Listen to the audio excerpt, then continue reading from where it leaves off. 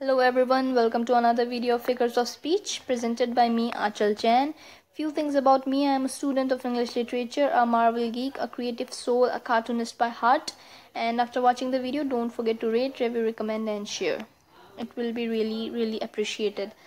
And we have already learned what irony and euphemism are.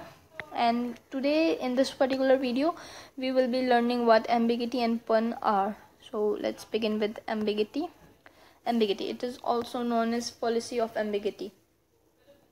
Let's read this. Let's read this and this definition of ambiguity. It is a word, phrase, or statement which contains more than one meaning.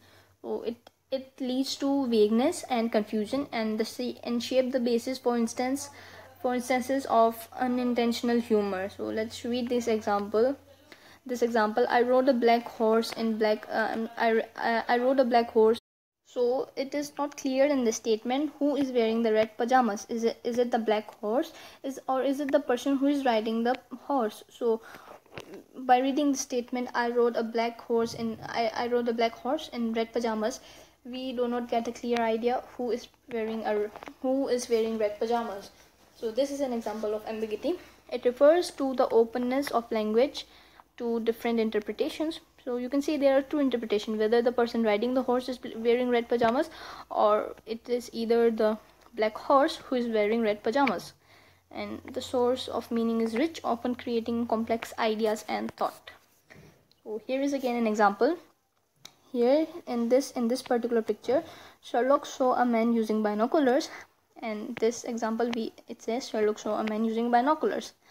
The thing is, both these sentences are the same sentences, but they can mean different. They mean different because in this picture we can see the Sherlock is the one who is holding the binoculars and he is seeing a man.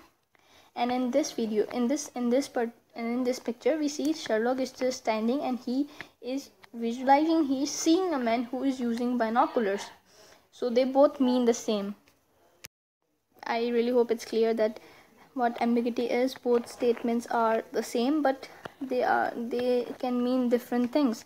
Well, is it Sherlock who has the binoculars, or is it the man who has the binoculars? So Sherlock saw a man using binoculars is an example of ambiguity because it can mean two things. And let's read this one. Call me a cab.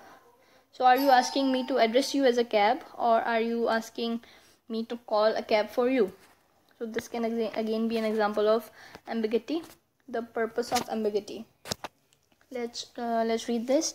It is ambiguity in literature serves the purpose of lending a deeper meaning to the literary work. By introducing ambiguity in their words, the writers give liberty to the readers to use their imagination and explore the meaning. So it is all upon the reader to take the meaning of what the writer is trying to convey. Few examples of ambiguity. A good life depends on liver.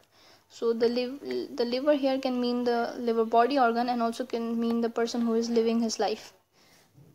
Foreigners are hunting dogs. So are the foreigners here referred to as hunting dogs, or are the foreigners hunting for dogs?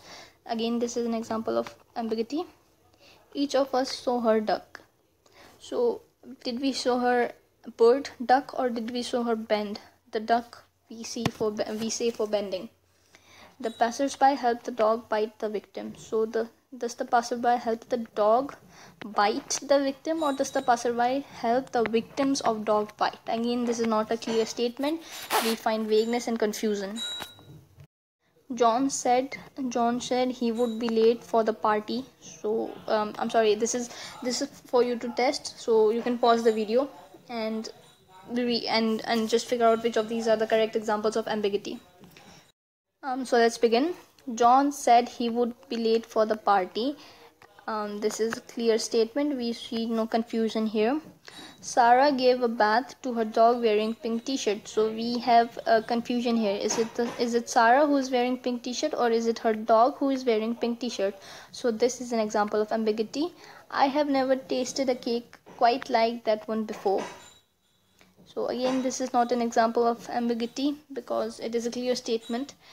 Did you see her dress? So could mean two things. Did you see her dress, the dress she was wearing, or did you see her dress up? So again, this is an example of ambiguity.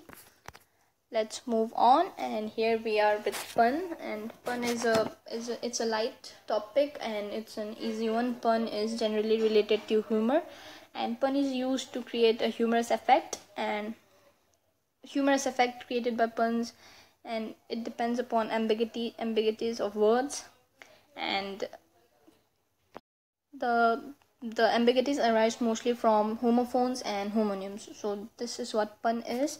Let's read out few the definition we have here. A pun is a play on words in which a humorous effect is produced by using a word that suggests two or more meaning, or by exploiting similar sounding words having different meanings. The effect is usually witty, tough. It could also be used to convey a serious thing. So let's read out this example. A happy life depends on the liver. The liver here could be the liver here can be the body organ, and also the liver here can be the person who is living it. So this is again an example of pun. There are a few more examples of pun.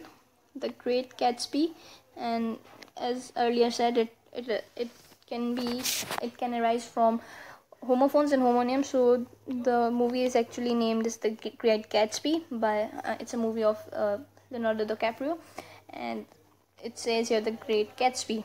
Instaham, and you can see here's a pork. Here's a pork who is Instagramming. So a pig who is Instagramming. So it is known as Instaham instead of saying Instagram. Pagato instead of saying potato. You can see here's a pug. He has ears and hands. So the pun here is The Great Gatsby, Instaham, and Pagato. All these are examples of pun. And again, here's another example of pun. We usually hear couples or married couples here saying that you are my better half. So this is an example of pun. You are my butter half, because you can see here is a butter sliced into two parts, and one of them is saying to the other, you are my butter half. So the purpose of pun, apart from being witty and humorous, they add profound meaning to text and shape the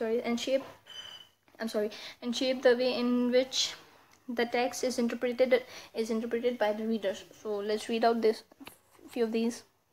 By playing with words, the writers reveal their cleverness of the characters. So pun is, as I said, used to create a witty effect, a humorous effect. Pun is a literary work that acts as a source of comic relief or an intentional effort on a part of a writer to show his or her creative ability of using language. Just as these examples, butter half, Gatsby, Instaham, and Pagato, these all are humorous effect, and the creator of this must have the ability for creating puns, and it is a good ability actually. Few examples of puns. The life of a patient is in hypertension is always on steak. So it is supposed to be steak, but it says steak. So hypertension and steak. Why do you still have troops in Germany? To keep the Russians in check. So again, this is an example of pun. A horse is a very stable animal because the horse lives in stable. Time flies like an arrow, fruit flies like banana. An elephant's opinion carries a lot of weight. And just in case, you can see the word just is has been kept in a case, and it says just in case. So this is also an example of pun. Here's the test. You can pause the video. Let's begin. Santa's helpers are known as subordinate clauses. This is an example of pun because of Santa Claus. Credit cards are kept on the table. This is not an example of pun. We see no humorous or witty thing created here, so this is not an example of pun. She had a photograph memory but never developed it. This is an example of pun. She never had a bad dream. This is not an example of pun. So, thank you for watching the video. That's all for this video. We have learned what irony is, what euphemism is, what ambiguity is, and what pun is. That is all for this video. Thank you for watching the video. Don't forget to rate, review, recommend, and share. And do put down in the comment section if you have any doubts and queries.